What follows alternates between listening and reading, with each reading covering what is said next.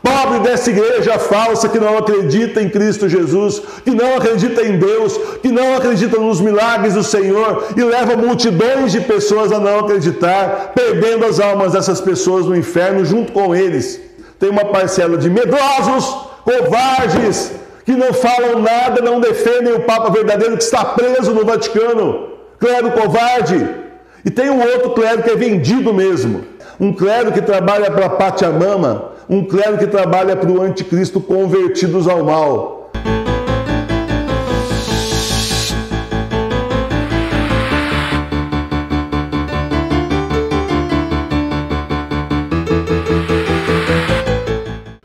Francisco nega um milagre de Jesus. Diversas vezes Bergoglio negou a multiplicação dos pães e dos peixes.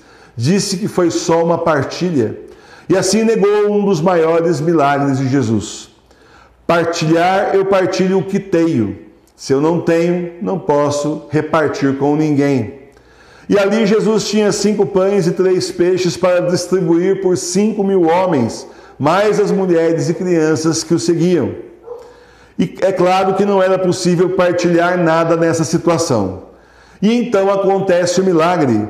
Jesus tomou os pães e, tendo dado graças, distribuiu-os aos que estavam assentados. E assim também dos peixes, dando-lhes quanto eles queriam. Não podemos desperdiçar as graças de Deus. Então, quando todos estavam fartos, Jesus disse a seus discípulos: recolhei os pedaços que sobejaram, que sobraram, para que não se percam. Eles, pois, os recolheram e encheram 12 cestos de pedaços dos 5 pães de cevada que tinham sobrado aos que haviam comido. E aqueles homens, vendo o milagre que Jesus fizera, davam testemunho dizendo: este é verdadeiramente o profeta que devia vir ao mundo. Quem viu o milagre dá testemunho das Sagradas Escrituras. Quem não viu nega como se tivesse visto. Então é o que Jesus fala para São Tomé: acreditastes porque vistes? Felizes aqueles que nunca viram, mas acreditaram. E nós somos felizes porque nós acreditamos nas palavras do Evangelho. Pobre dessa igreja falsa que não acredita em Cristo Jesus, que não acredita em Deus, que não acredita nos milagres do Senhor e leva multidões de pessoas a não acreditar, perdendo as almas dessas pessoas no inferno junto com eles. Lamentável. É lamentável que assim se faça, mas eles têm justamente um bom exemplo. O Papa deles assim o faz também várias e várias vezes. Eu poderia citar aqui para vocês todas as vezes com as datas que ele fez em que lugares, mas aí vai ficar muito grande. Certo? Pobres dessas pessoas que não acreditam em milagres do Senhor, mas seguem a voz do demônio. Estão todos condenados ao inferno. Convertam-se, padres. Convertam-se, diáconos que não creem em Cristo Jesus. Convertam-se, leigos que estão seguindo essa igreja falsa e venham para a igreja verdadeira. É melhor você rezar na sua casa e fazer comunhão espiritual do que você estar no meio das heresias dessa gente, aprendendo errado, sendo destruído, envenenado a cada homilia falsa. Cuidado, tome muito cuidado com isso. Quantos padres e bispos já relativizaram esse milagre, demonstrando sua falta de fé? Começando de Bergoglio, que fez isso várias vezes, muitos padres e bispos relativizaram o milagre, semearam o joio na cabeça dos fiéis, com dúvidas e insinuações negando o milagre. Porque se o milagre aconteceu e ele aconteceu, então Jesus é verdadeiramente o Salvador que veio para nos dar a salvação. Mas a igreja bergogliana não quer que você acredite em Cristo. Ao contrário, eles preparam um caminho para o anticristo. Eles querem que o filho do demônio seja adorado e respeitado, não o filho de Deus. O negócio deles é o filho do demônio, o anticristo, não é Jesus.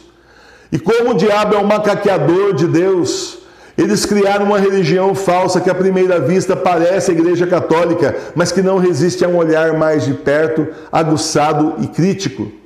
Daí cada vez mais vemos os farrapos da igreja, um rascunho mal feito daquilo que um dia foi a verdadeira igreja, porque a verdadeira igreja não está mais com eles.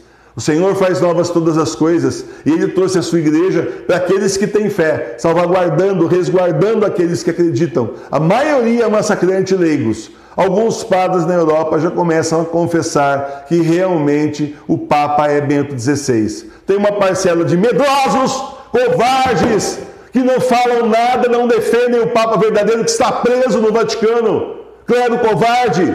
E tem um outro clero que é vendido mesmo, um clero que se vende, que tem medo de perder aí as suas benesses, um clero que trabalha para a Pachamama, um clero que trabalha para o anticristo convertidos ao mal. São várias partes da mesma heresia, várias partes da mesma desgraça que estão fazendo com a igreja falsa nesse mundo. E podemos, mas o Senhor faz novas todas as coisas e chamou você e eu para sermos sua igreja nas casas, nas igrejas domésticas. E para estudarmos a palavra do Novo Testamento, para depois podermos ensinar o caminho da salvação, que é um só, é o caminho de Jesus. E podemos falar das maravilhas que o Senhor fez, os milagres, as curas, os exorcismos que também são negados pelos bergonianos, na certeza que estamos divulgando as obras do nosso Deus. Por isso, ânimo, igreja doméstica, a missão só está começando. Porém, tenha em mente que o tempo é curto e os trabalhadores da verdadeira messe são poucos.